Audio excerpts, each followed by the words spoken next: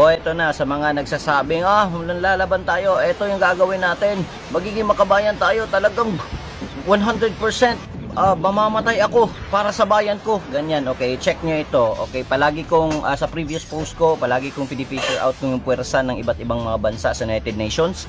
Pero ngayon, i-check natin kung ano yung puwersa naman ng China at Pilipinas. I-check mo yung sarili mo kung makakalaban ka talaga sa puwersa nila. I-check mo kung Battle of Yultong is maikukumpara mo dito sa mga weapons nila. Kaya sinasabi ko sa inyo, before mag-post sa social media or before magmura sa social media or something, mag-express ng saloobin sa social media, i-check nyo din sarili nyo kung hindi ba kayo talaga natatakot para sa pamilya nyo. 'Di ba? Isipin nyo mabuti, kung dadaan sa giyera ang Pilipinas, anong mangyayari sa pamilya mo?